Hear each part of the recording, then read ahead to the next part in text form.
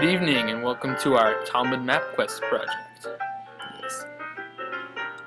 I'm Ayal Goldberg and I'm here with Joseph Tessel. Thank you. Great to be here. I have some questions for you. Shoot. I hope you can give me some answers. No problem. What does the word Mishnah mean? What's its shoresh? And what word is used to describe the Bible? Oh, well, you see, the Mishnah's shoresh is shna, and shna means repetition. Shna refers to the process of memorization by repetition, in fact. And the Mishnah therefore has a sense of something that has been learned by heart. This is from the rabbinic designation for the Torah, mikra, or that which is read and recited from a written text. Fascinating. No problem. What are the rabbis quoted in the Mishnah called, and why? Well, the rabbis quoted in the Mishnah are called Tanaim, because Tana is derived from the Aramaic root shna, which is comparable to the Hebrew root for repetition, shna. The era in which the Mishnah was written was known as the Tanaic era, because of the Tanaim, you see. I do see it. When was the major body of the Mishnah written? What major Jewish historical events happened during the same time? Oh, okay, so this is something a little bit more up my alley than before. I'm actually proficient in this knowledge. The major body was written approximately from the year 50 until the year 220. Some major Jewish historical events that occurred then are the destruction of the Second Temple, or Chorban Beit HaMikdash, and the Bar Kokhba rebellion. The destruction of the temple happened in the year 70, and the Bar Kokhba rebellion happened in the year 135. Hey, you do know your stuff. Who compiled the Mishnah? What was his title, and where did he live? How does the Talmud refer to him? Well, Rabbi Yehuda ben Shimon compiled the Mishnah around the year 200 CE, but most people know him better as Rabbi Yehuda HaNasi, or the Prince. The Prince his title symbolizes the position of a forefather, an official Jewish political representative. The Talmud refers to him as Rabbi, or by virtue of his legendary piety. Rabbeinu HaKadosh. He lived in Israel, but his birthplace is unknown, unfortunately. What are the 6 darim of the Mishnah, and what types of halachot do they deal with? So the 6 darim of the Mishnah, the first one is Zraim, which means seeds, and there are 11 tractates. The second one is Moed, which means holidays, or which discusses holidays, and it has 12 tractates. Nashim, which talks about the laws regarding women, has 7 tractates. Nezikin, or torts, has 10 tractates. Kadoshim, or sacred objects, has 11 tractates, and Tarot, or purity, has 12 tractates. Zraim deals mostly with the laws associated with the portions of crops that are set aside for the Kohanim, Leviim, and the poor, as well as the laws pertaining to other land-related instances. Some of these laws include Shemitah years and mixed sowing. Moed deals with the laws pertaining to Shabbos and other holidays, like Sukkot, Pesach, and Shavuot. Nashim deals with the laws associated with women, marriage, divorce, and oaths. Nezikin covers both civil and criminal laws and the structure of the system of law. Nezikin also includes 2 other tractates, Avot and Aduyot, that traces the history of the rabbinic authority. Kadoshim deals with the laws pertaining to the Beit HaMikdash and sacrificial worship, and Tarot deals mostly with the laws pertaining to purity. What does the word Talmud mean? What other name is it given, and why? What abbreviation starts the beginning of a passage of Talmud? The word Talmud means study or learning. The Talmud is also called the Gemara because it's composed by the Amoraim, rabbis from the time of the Talmud, or in a mixture of Hebrew and Aramaic. Gemara is the Aramaic word for Talmud, and it signifies the beginning of a Gemara, so you know when you finish the Mishnah. What are the rabbis of the Talmud called, and why? So this is the attitude of a lot of people. They don't know, and I guess they just give up easily.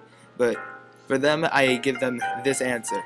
The rabbis of the Talmud are called Amoraim because the word Amoraim is derived from the Aramaic word word that refers to an official in a school who would recite the scholar's teaching to the group of people listening.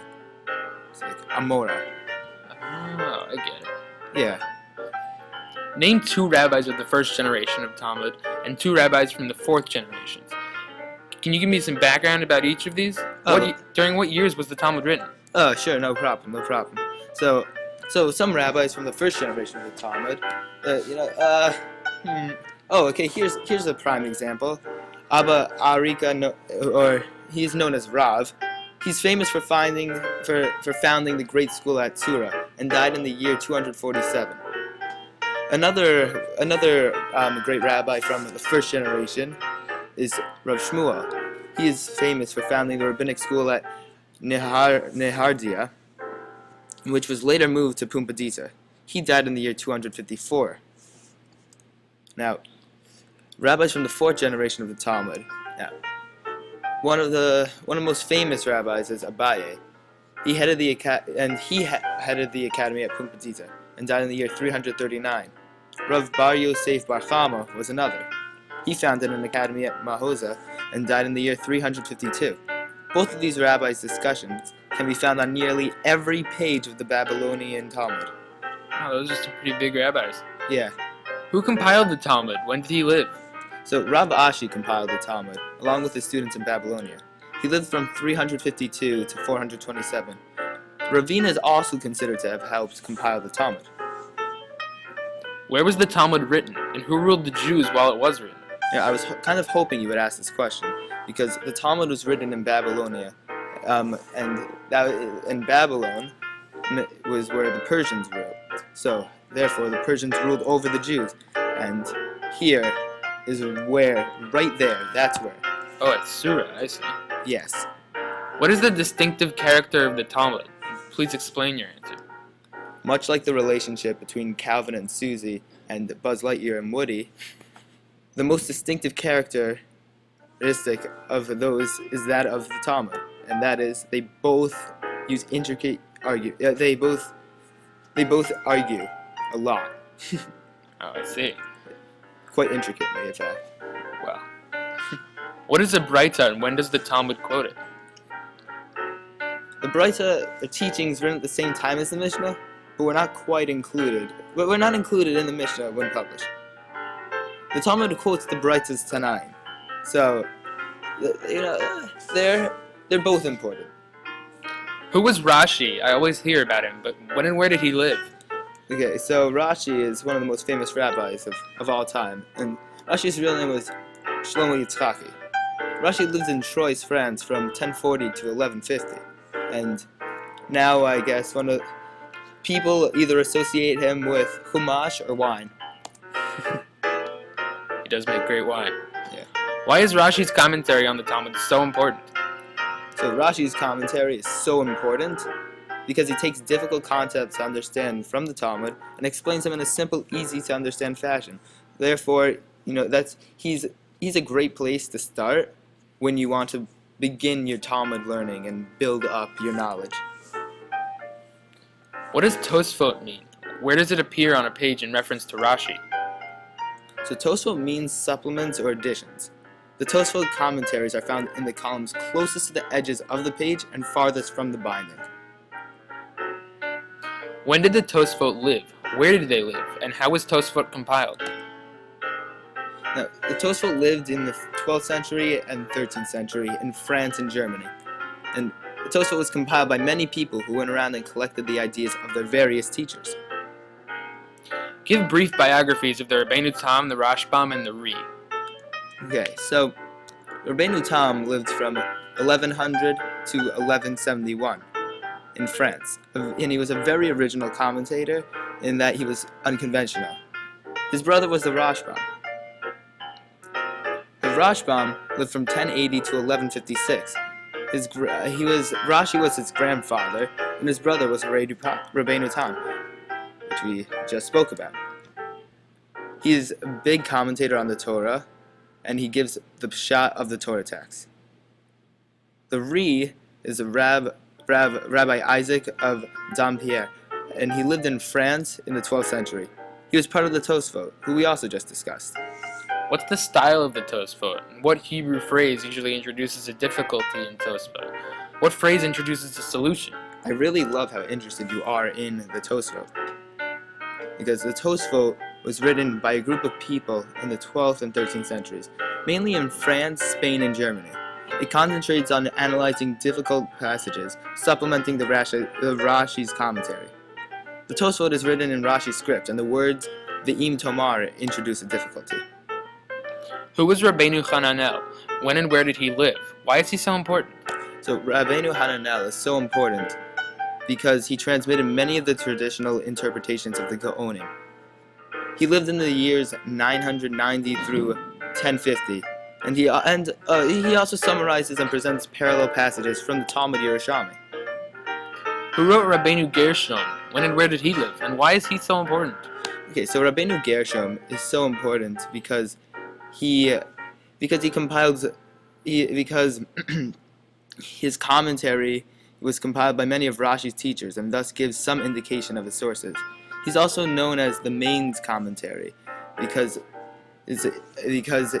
Rabbeinu Gershom is known as the Main's commentary, and it was written by his students. And Rabbi Gershom, not the book, not the commentary, lived in Germany in the 11th century. It was compiled? No, yes. So who was it compiled by?